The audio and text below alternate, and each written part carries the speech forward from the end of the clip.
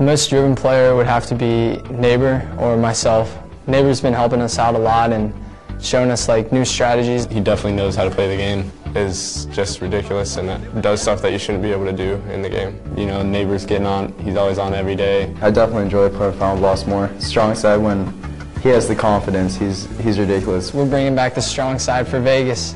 He's kind of back into that stage. He's just ready to destroy people. We're playing much more unified as a team, and it feels like we're doing the right things now. And these guys, as we look in on Neighbor, these guys have a lot of respect for each other as a team and individuals. How does that help this team? Well, I think it's important. You got to be comfortable with your teammates, obviously. I mean, you can't argue with the fact that that team has an amazing amount of ability between the four members.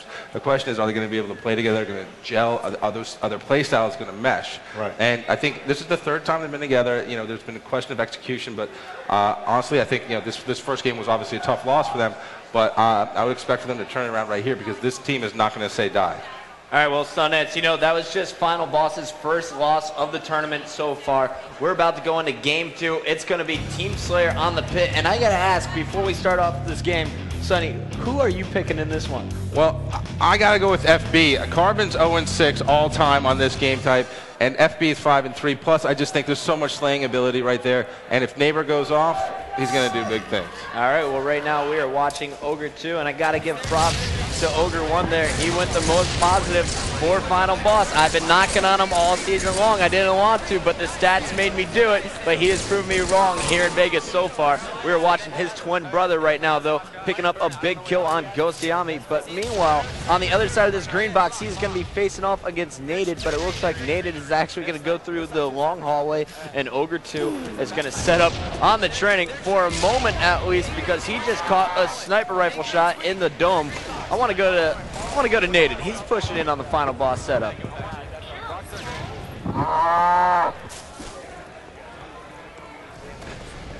Sundance has animal noises on his iPhone. That was awesome. I can't lie. That was freaking awesome. Cal says move. Naded with OS right here. 1 minute off the clock. What about his game is that you love? I mean, like, I'm sorry to interrupt you, but Naded, we talked about him a lot. You've been a fan of his for a long time. He's had a tough time finding a team that he's going to stick with. But what about his game is it that you think makes him so talented and special? You know what? I got to go with natural talent. Naded first broke out on the circuit with a team called Storm Ventures in Halo 2. You know, that was my first glimpse, and he was playing with a big name in Halo 3 now, as in legit from straight ripping. They were probably the sickest duo behind the Ogres in the league. And you know what? Naded has always shown that he has had the natural talent, but he has never really been able to solidify a solid team. He's never really gotten along or been social with all the other players. Hasn't had that team chemistry that he is now finding here on Carbon. We've seen him bouncing around the league so far this season, but he really seems to be much more comfortable. You know, he just got done landing with Straight Rippin' and the rest of his Carbon team. And you know what? I think for the first time in 08, he is enjoying what he's doing.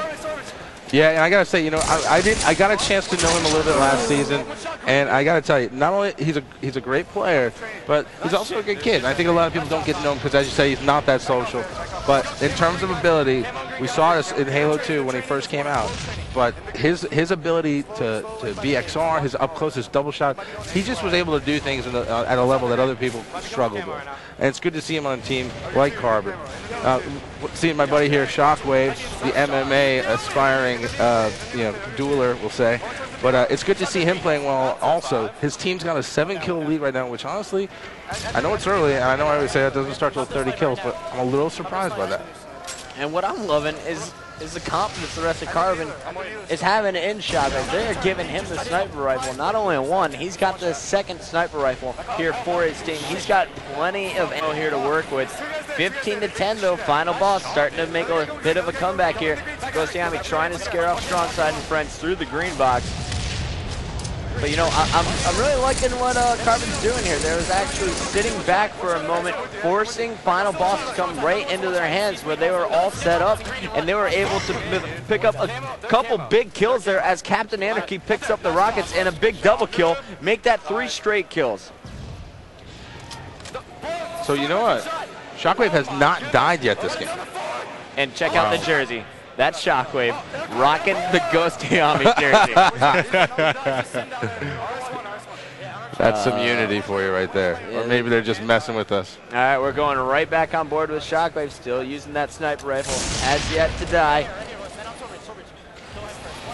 22 kills to 13 kills. Carbon with the lead. I can't lie, I'm shocked right now. But you know what? That just goes to say, like, if you think about it, it's all about. It's not about when you click. It's about. Oh! It's about.